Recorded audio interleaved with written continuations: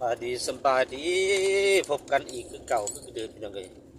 กับช่องเบาลอนชาแนลมันนี่สบายดีทักทายสบายดีตนสวย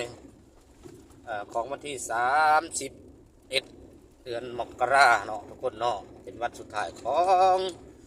เดือนทำอิฐของปี2569เนาะมันนี่เนาะแต่จดแต่จ่อบางคนก็ได้สิ้นเดือนก็เงินก็สิออกเงินดำเงินเดือนสิออกก็ดีใจแล้วทุกคนดอกสิ้นเดือนสิ้นใจพ่อแม่เนาะสิ้นเดือนก็ได้รับเงินทุกคนเนาะกับบรรยากาศตอนสวยๆเด้อเนี่ยวิวมองนี่ก็สวยทุกคนเนี่ยปลูก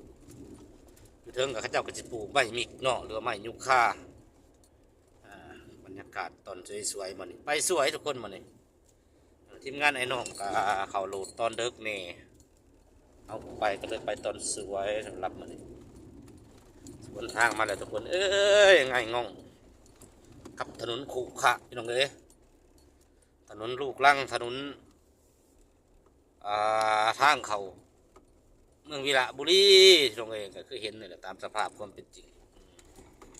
ว้าแต่เป็นเนียงตาบ้านจังใดเนาะทุกคนเนาะ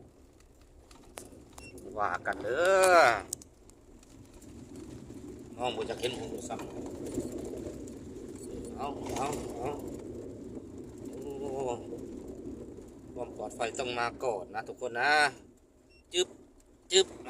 ไปมุมนี้น้ำกันทุกคนผมกันเขาเขตบ้านผาขยะทิวทัศน์ธรรมชาติภูเขาลำเนาไผ่พี่น้องเอ้ย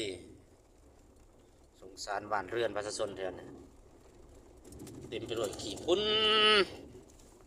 การสัญจรก็หลายสิลำบากในจักหน่อยต้องป้องกันสุขภาพตนเอง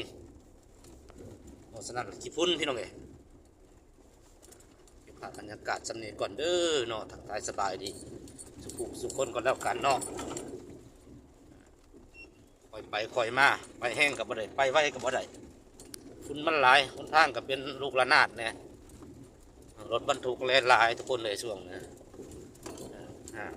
โอเคทุกคนโอเคแล้วพบกันใหม่ช็อตหน้ากันแล้วกัน